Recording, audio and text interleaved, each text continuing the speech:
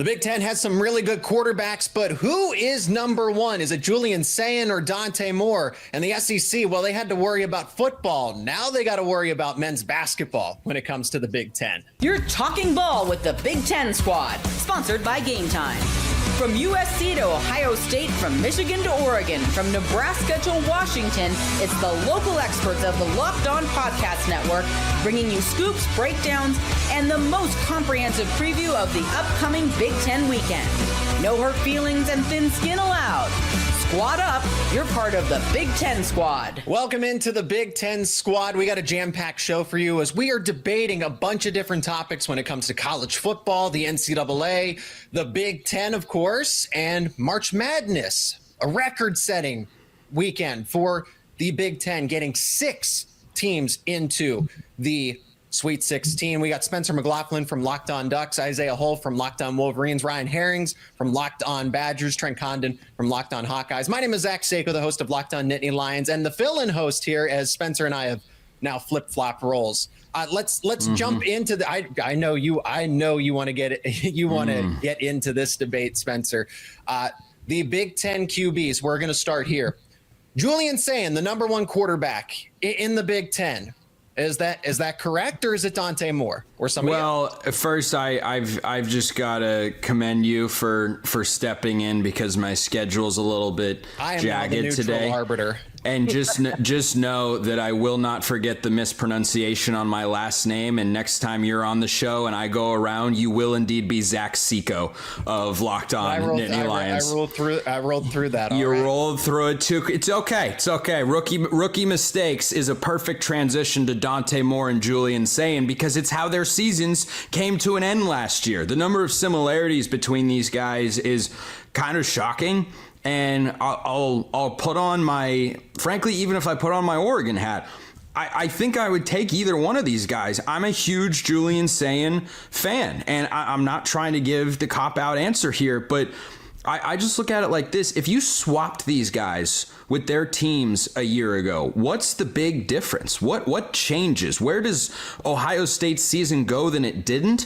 Where does Oregon's season fail to go? I don't think that it changes a whole heck of a lot because both guys showed that, they were a little inexperienced, and when they went up against great defenses, they made some mistakes that cost their team the chance to go play for a national championship. And Sayin, had a couple numbers that I think were a little bit better than Dante Moore's. I think I've seen Dante Moore, do more with less because his receiving core got banged up, and Julian Sayin had Jeremiah Smith the whole time. So I'll give Dante Moore the 51-49 edge, but I think that's a pretty neutral arbiter way to look at it.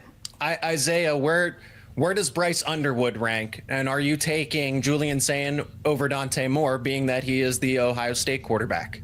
It's hard to say yet where Bryce Underwood ranks given, last year, freshman season, a lot of extracurriculars happening behind the scenes with certain coaches and OnlyFans models and, types of things. Anything specific you want to dive into, Isaiah? Yeah, let's talk about it. No, yeah. All I'm saying, he didn't even really have a quarterback's coach. So let's see where he's going to go now that he actually has people who are actually saying like, hey, that thing you did that was wrong? Let's fix that instead of being like, you're the coach.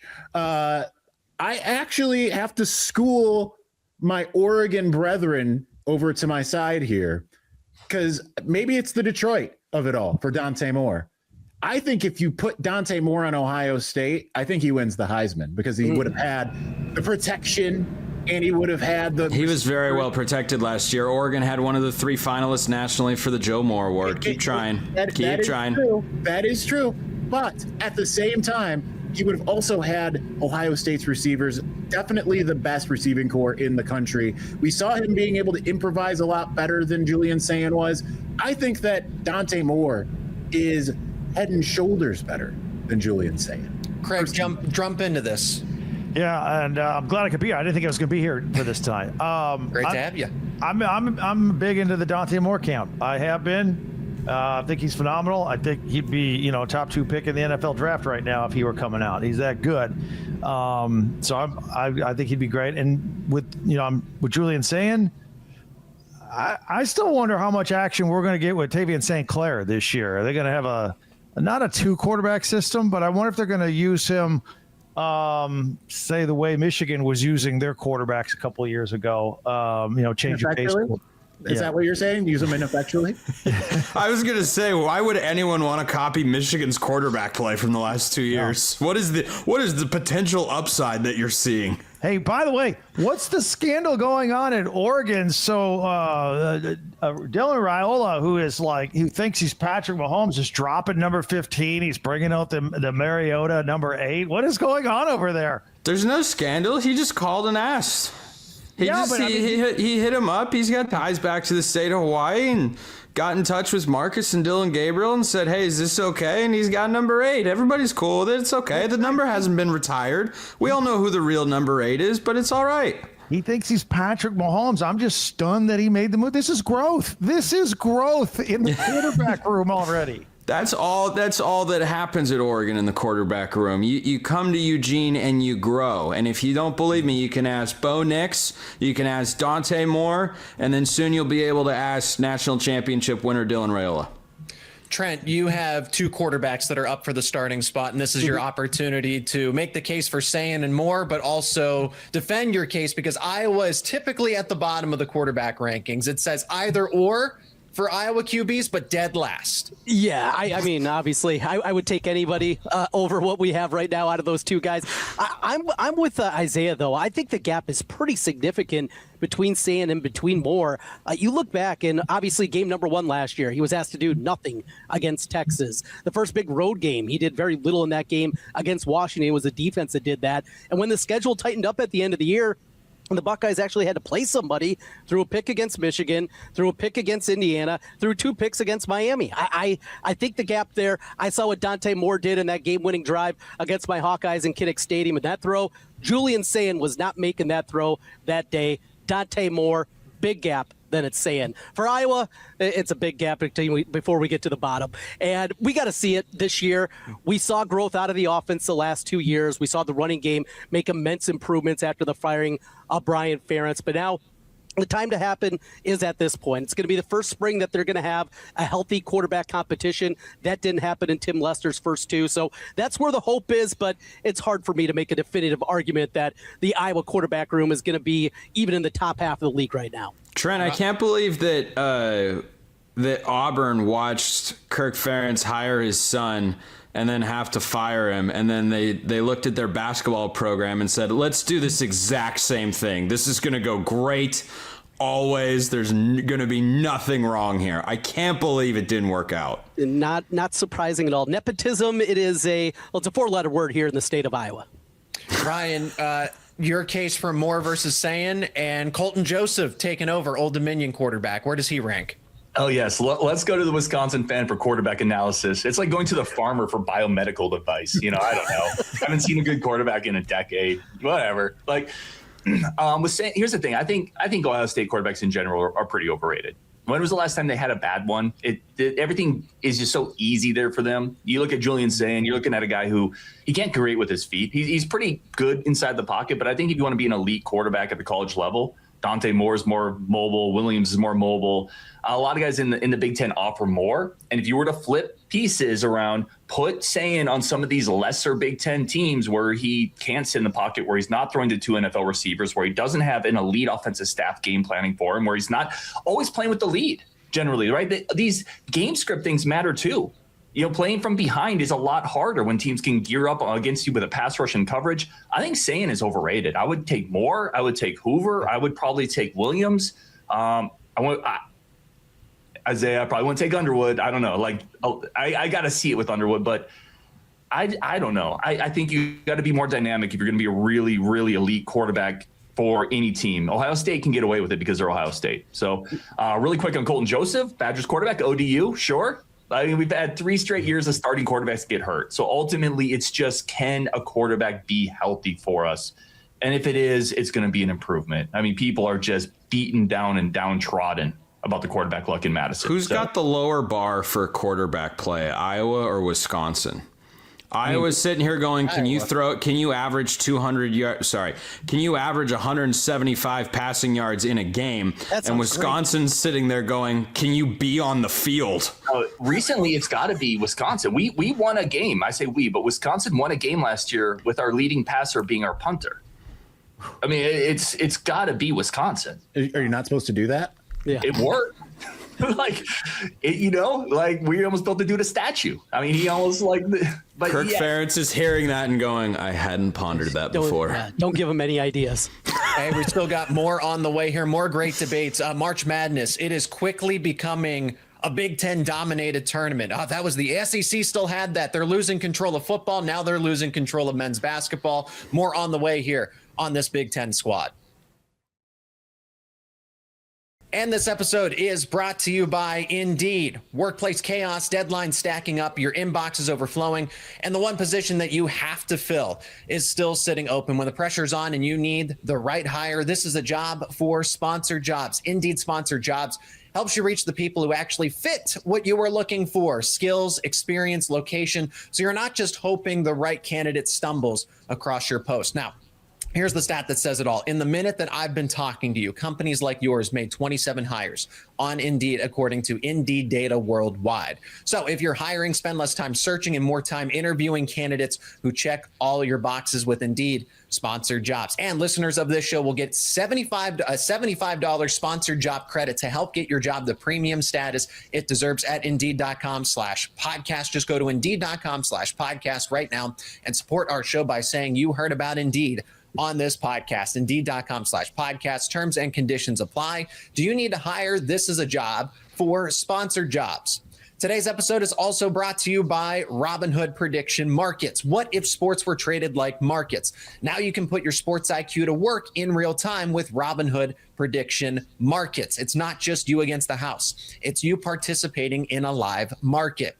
You can buy or sell your positions live all game long. Use your sports knowledge in the moments that matter. Robinhood Prediction Markets changes the game. It's people moving the action. So when momentum shifts, you can move with it. Now, I always knew the game, but never had a dynamic way to apply that knowledge. Now I can actually take part live in a market powered by people. You're no longer just a spectator. Play-by-play, you decide. Trade every play with Robinhood, now available across the U.S. Download the Robinhood app now to begin. Futures and cleared swaps trading involves significant risk and is not appropriate for everyone. Event contracts are offered by Robinhood Derivatives, LLC, a registered futures commission, merchant, and swap firm. All right, and we jump back into the Big Ten squad as we're talking about March Madness. Hey, the Big Ten is starting to take over the March Madness tournament. And Trent, we're going to begin with you and work our way back around, as you should have the first word here. Iowa has the biggest, and then we're going to go to Ryan next because his team's not here because of another big upset. But Trent, Iowa knocking off Florida, an amazing buzzer beater here. I want to know about knocking off the number 1 seed, but also how the Big Ten is really starting to push back on the SEC here. And this is turning into a Big Ten dominant tournament as a record 6 Big Ten teams are in the Sweet 16. And that's great, and it's certainly great from the Iowa perspective. I'll get that in a moment, but in the grand scheme of things, it's going to be up to Isaiah above me. We got to win a national championship. We know the narrative since 2000. That has to change if we're really going to have this conversation about the Big Ten supplanting and surpassing. It has to end in a national championship because that bugaboo has been there. From the Iowa perspective, I was talking about it earlier on my radio show today. I was sitting the last time Iowa was in the Sweet 16 at a bar stool my freshman year at the University of Iowa at One Eye Jake's. It's a bar that's no longer in Iowa City anymore. Was that like pre-World War II? It was 1999. It was a long time ago. I'm an old man here, and it was a different time, certainly in the world, and now I'm jumping up and down with my kids in the living room and watching that one and just how great it was. But there's been a lot of turmoil. There's been a lot of frustration. We've seen the women's program that turns into sellouts. That's what Iowa men's basketball was. It was a huge thing in the state of Iowa. They formulated, and Craig will remember this because Indiana stole the idea, the Iowa Basketball Network. And every station and every area of the state had every single game that was on throughout the course of the season in the late 70s and the 80s and the 90s. It was a huge thing, and they'd get a 75 share for regular season basketball games in the state of Iowa. The passion is there, it is back, and they got the right guy. They got a guy that grew up in the state of Iowa that knows the passion, that grew up a Hawkeye fan, and on top of it, Ben McCullum, he's one heck of a coach. All right, Ryan. Well, Wisconsin's not here. They lost to High Point. Sorry to bring it back up, but and I'm glad that Trent got to say his piece before he headed out. Ryan, this Iowa-Nebraska game, where does the Big Ten stand in the scheme of things when it comes to men's basketball, in your mind? I mean, you can't really argue with what they've done so far. They got 6 in the final 16. It's tremendous. From a Badgers standpoint, Liz, I want the Big Ten to win, right? So I'm stoked. Michigan's away and Isaiah's team. Stoked to see Trent's team knock off a 1 seed. Nebraska's a great story. It sucks though. Like the next day, that's Saturday, which would have been the round of 32 game against Arkansas for the Badgers. We had a whole day planned. Like my kid was going to watch it. My parents were coming over. It just stinks. So I did take like a 2-day mourning period where I didn't watch any sports. I didn't watch any basketball. It just is what it is. But from the Big Ten standpoint, it's tremendous. It's absolutely tremendous. But I think Trent made a great point, which is good that he's gone because I don't like giving him credit when he's here and he can hear it. But he made a great point that the Big Ten's got to finish it now. Like, you got to win a title now. Nobody's going to look back in 5 years and say, wow, great job. They had 6 in the Sweet 16 if all of them drop off before the end. So whether that's Illinois, who I think can do it, whether it's Michigan, who I know can do it, I'm not sure if Nebraska, Iowa can, but somebody has to now take it home for the Big Ten. Otherwise, this conversation right here doesn't matter. Michigan State is in there as well. Craig, I want to get your thoughts because Ryan makes a great point. What if the Big Ten doesn't do it? Whether that's not having a finalist or even winning, what's kind of the outcome here, the ramifications, the consequences if the SEC continues to have, dominate in the Final Four or get both finalists there? What does the Big Ten absolutely need to do? And what are the consequences if they don't do anything spectacular? They need to give all their good players to Oregon. Well, Oregon does need some help in basketball, Ryan, that Wisconsin team was a fun basketball team to watch with that scoring backcourt. I'm equally disappointed that they didn't make it past High Point as well. It means everything. You got to finish. Nobody's going to be talking about, hey, they got 6 teams in the Sweet 16 or whatever. You got to win. And I'll second and third. Isaiah, the pressure's on you guys because you're the team that can get it done. We really, really need a championship for a change because I get a lot of mileage on Lockdown Big Ten ragging on the SEC and the ACC, talking about how we're the real true. Oh, Craig's worried about making his house payments. That's what's going on here. Forget the pride of the conference, Isaiah. Your Wolverines need to come through so that Craig can buy a luxury couch for his living room. I'm not the host the same thing here. Can I point that out really quick? You're kind of morphing into your hosting role now, Spence. Like this is me in jab mode. This is jab mode. Isaiah, pressure's on. Does Michigan have clearly the best chance here? Are you giving Purdue? Are you giving Michigan State a fighting chance to get to the Final Four, make a run to the finals, or is it just Michigan? I'm not going to give that Michigan State that type of.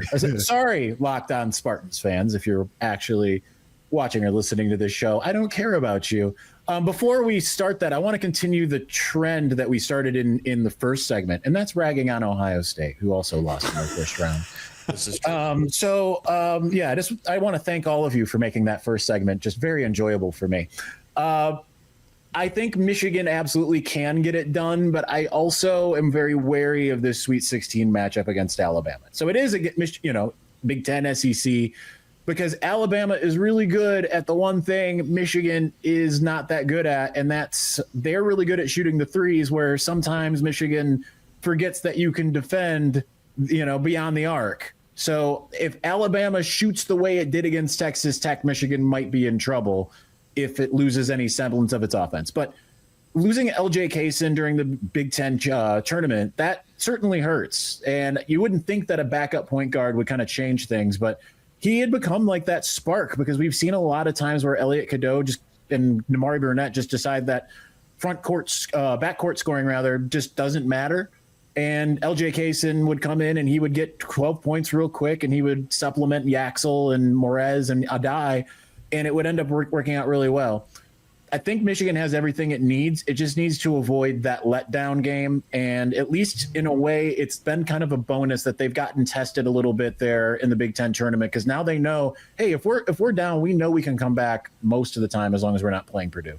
Spencer, can anybody else but Michigan win from the Big Ten? Is it Illinois? Is it Purdue? Is it Michigan State? I don't think Illinois gets past Houston. I take defense over offense in just generally speaking, any sport in a championship sort of setting. The old adage, defense wins championships. I've got Houston beating Illinois, but certainly if they got hot, I think Illinois-Alabama would be one of the most entertaining college basketball games we've ever seen. Final score would be 98-95 in all likelihood. I mean, those guys can really shoot the ball. I tell you as an Oregon guy how I feel in this particular point of the basketball conversation. You guys seen that movie We're the Millers?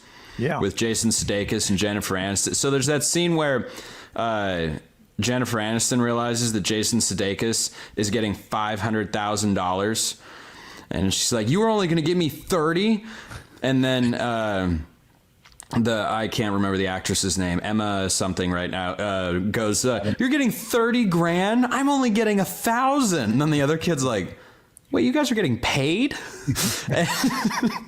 That's how I feel with Oregon basketball. I was like, that team is not going to make the Sweet 16. That team could win a national championship. And I'm just sitting here going, wait, you guys have teams? I'm right there with you. With players we that can't you talk like? About wrestling on this show. That are good? Like, oh God, I miss the days. I miss the days. But no, I'll get out of here on this note. I do have Duke winning it all in my bracket. I feel pretty shaky about that prediction at the moment. And for the Big Ten's sake, I do hope that that someone gets it done. Now, if it's Michigan, that would bug me a little, because that means Isaiah would have 2 national championships to celebrate in the last 3 years' time, and I'm just sitting here trying to get one for my college team in one of the 2 major sports. So there's that. Hockey's in it too for Michigan right now. Number 1 in hockey as well. Yeah. Okay, but we were talking about real sports, so we're gonna keep the keep hockey title. Women's hockey title just happened. Okay, well, now this conversation's officially off the rails. We're talking about the Frozen Four. You lose me with that. But no, I'd love to see the Big Ten breakthrough. I think it would do a lot for the league. Anything so that Craig can keep taking jabs at the SEC. I want that Versace couch for you, Craig. I want you to have it. Thank you very much. I really do. Okay, I gotta roll. An upgrade for Big Ten basketball and an upgrade for Craig's furniture. Let's debate NCAA potential blunders here, because the shadow portal, right, where guys can unenroll from a football team and potentially transfer with no spring portal window. We're going to play commissioner in the final segment. What would you do? What statement would you make against a school that tries to do this? That is coming up next here on this Big Ten Squad. And this episode is brought to you by TurboTax. It is tax time, but for a lot of us, the old way of doing taxes is a lot. Trying to book an appointment that's not the most convenient, sitting in a waiting room with a stack of papers, emailing back and forth and wondering if they really get your situation. But this year, you're getting a major upgrade. Intuit TurboTax now has in-person locations nationwide. You can meet face-to-face with a real tax expert, and your documents get uploaded straight to your TurboTax app on the spot. And just like that, you're done. Your TurboTax expert works to get you every dollar you deserve while you get real-time notifications as you go about your day. It's the relief of walking in and meeting a real person and walking out knowing your taxes are being handled right. Head to turbotax.com/local to find a store near you and book your appointment. Today's episode is brought to you by Game Time. The biggest stretch of the college basketball season is here. Buzzer beaters, bracket busters, and those unforgettable moments that everybody's talking about the next day. Now, being there live for something like that is bucket list kind of stuff. The hard part is actually getting tickets. You got long queues, prices jumping around, surprise fees at checkout. Not with Game Time. The Game Time app gives fans the advantage with constant innovation. It's how you unlock amazing tickets and experiences in just a few taps. It's incredibly simple to use. The Game Time guarantee means 100% legitimate tickets delivered on time at the best price. And here's the best part. Fees are included in the price you see. So what you see is what you pay, period. No stress, no guesswork, just a smooth experience from start to finish. That's exactly what you want during the busiest part of the season. Take the guesswork out of buying college basketball tickets with Game Time. Download the Game Time app, create an account, use code Locked On for $20 off your first purchase. Terms apply. Again, create an account, redeem code LOCKEDON for $20 off. Download the Game Time app today. Final segment on this squad show with who is still remaining. I'm your host today, Zach Sako, Isaiah Hull from Locked On Wolverines, Craig Sheeman joining us now from Locked On Big Ten, and Ryan Herring sticking around from Locked On Badgers. So now we get to I think a little more quick hitter type of debate with, if you were the commissioner, if you're running the show with the Big Ten, the NCAA, you got to make a statement because they are getting ready to meet. The NCAA is trying to collectively battle tampering or whatever's going to go on with this shadow portal, with the spring portal window that is no longer there, but schools are going to try to entice a player to unenroll from their old school, transfer, and then they'll compensate them with NIL. They can't be a scholarship player, but does that matter anymore? So Craig, you are up to bat first. How concerned are you about this? Do you think this is a legitimate possibility, or is this just all smoke and mirrors? And what would you do to punish said school that tries to pull this off? Yeah, it's interesting when you mention how you could pay somebody with name, image, and likeness. I was thinking even a couple of years ago when this first came out, I'm like, well, there goes the threat of taking scholarships away, because all you got to do is pay a kid large NIL money and he can pay his own way through school if that's even important to him at this point. But I think everything, like if I'm the commissioner, you could say whatever you want. If you're in charge of the NCAA, you could say whatever you want. I think we're at the point where everything is going to be litigated in the courts, whether it's eligibility because some kid wants to play a ninth year into his 30s, or whether we have the shadow portal and I can go to school wherever I want to go to school and I can transfer anytime I want, just like any other student. Well, let's solve it in the courtroom. Ultimately, it's going to drag out. It's going to take forever. It's going to be tedious. But I think every one of these items is just going to go right up to, I don't know if they go to the Supreme Court or not, but they're all going to be decided in the court because everybody's suing for everything. The NCAA is losing everything. They're trying to hold on to all these powers that they no longer have. But yeah, it's going to, no matter what a commissioner says, no matter what rules are in place, I think it's going to come down to some judges somewhere. Ryan, regardless of the courts, what kind of rules would you put in place to disincentivize schools trying to do that, to go get a running back somewhere else, or if they have a key player on either side of the football? What are you doing to try to stop this? Yeah, that's a great question. I think Greg said it really, really well. I think ultimately we'll end up in the courts. But if we're taking that part of it aside, to me, a lot of this just feels like whack-a-mole, though. Like loopholes pop up, unique circumstances pop up. You try to kick them back down and something else will pop up. I think it's too incentivized to win at this point, and people have found that loopholes generally work. I don't know what you can say. Ultimately, I mean, Wisconsin was a victim of something similar to this a couple of years ago when Xavier Lucas, who, it is what it is. They ended up in Miami, and there was an agreement in place. It is what it is. Ultimately, I think you got to move on and go forward. I'm not that worried about it, to be completely honest. Quite frankly, if there's a player after spring, I'm just going to be honest, that thinks they shouldn't be there and they're looking around, that guy might not be helping you win games anyway. And I think it's just kind of where we're at. Until there is real strategic leadership that comes down and brings people together in some way that unifies some of this, I think we're going to be dealing with this stuff. And I don't think there's anything a commissioner can do, a league can do. I think it's a problem in the system. And until you fix the system, we're going to keep dealing with things like this. Ryan, you take a little bit of a defeated approach since it did happen to you. I can just hear the defeatedness coming from your answer there. Isaiah, where are we headed with this? With players just they can transfer. There's no agreements don't mean anything. So what are we finally trending towards the end of the NCAA and the super conferences and what have you, or is there something that can finally bring this together? Well, did you want me to speak as the NCAA? Because I can do that. I kind of set you up for that because I know I know how fond you are of the NCAA. Okay, I figured this would be great for you. I don't know if this is going to work. We're going to try it. Lights out, baby. Execute Order 66. Blur the face. I love it. Yeah. So that's how. Now I don't know how to get it back to white, but let's see if we can. I like the mood lighting for this. Nice. It was red, but having my other colored lights anyway. I don't. I mean, number one, I want to preface this. I said this on Crane and Cone earlier in the week. I want to make sure that everyone understands me. I love the NCAA. I mean, we all love the NCAA, right? We all bow down to their amazingness and their great decisions. No, I don't know that there's any, like, once the toothpaste was out of the tube, I just don't think that there was any way to put it back in, right? And honestly, like, the toothpaste has been out of the tube for decades. The problem actually more so was the NCAA let the SEC do whatever it wanted and pretended like it didn't happen for just ever.